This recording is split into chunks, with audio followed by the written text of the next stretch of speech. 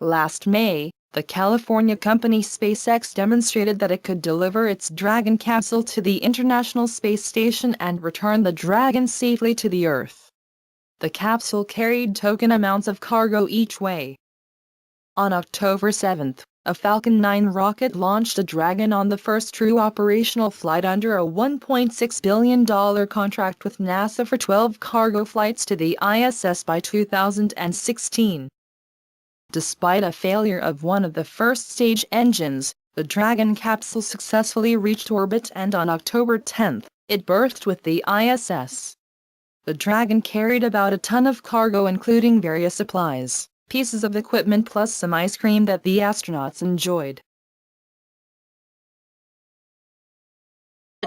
We also got a little dessert, just like you said. Got a little ice cream, so we're looking forward to having that tonight. We just unpacked it this afternoon, so we put it in our refrigerator here, waiting to have it tonight. It's quite a treat. We don't usually have this type of stuff up here. It's usually, thermostabilized or dehydrated that we're hydrating. So, homemade ice cream is something special, and we're going to have a little party. Aki and I were telling Yuri about it last night, and tonight's our dessert night.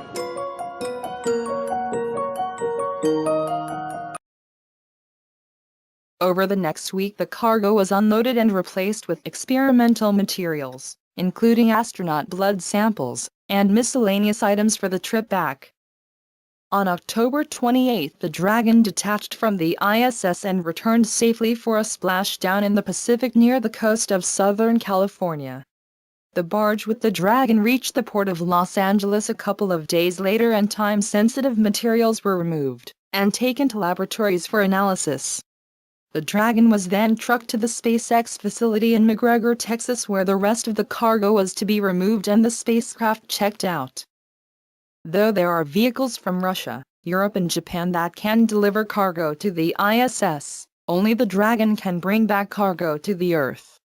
This is a crucial capability for fully utilizing the research potential of the station.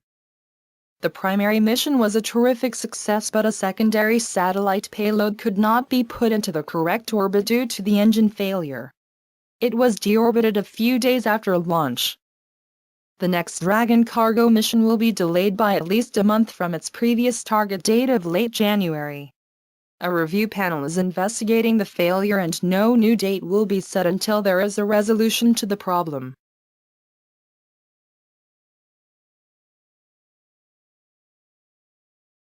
Even with the engine loss on its fourth launch, the Falcon 9 rocket appears so far to be a great success. At a listed price of $54 million per launch, it is also the lowest cost launcher. Yet this is still a few $1,000s per kilogram. To make space travel really affordable and widely available, the access to space must come down in cost by a factor of 20 or 30. The primary reason for the high cost is that the vehicle is thrown away each time. The fuel contributes less than 0.5% to the cost of a launch. SpaceX is therefore developing a fully reusable version of the Falcon. This involves the return of the first and second stages and the Dragon capsule to the launch site via vertical-powered landings. In this context, they have built a prototype first-stage vertical takeoff and landing vehicle called the Grasshopper to test this design. SpaceX recently began pre-flight tests of the Grasshopper. On November 11th, the 10-story tall vehicle lifted about 5 meters off the ground and then settled safely back down.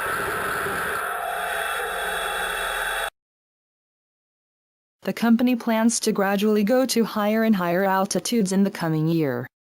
A second prototype will go even higher. SpaceX has not released a schedule for the development program for the reusable Falcon 9, but it will probably go on for several years.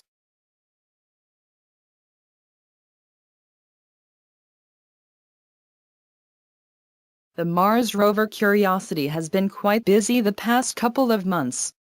It has roved a good distance from its landing spot and, along the way, has used its various scientific tools to begin studying the red world around it.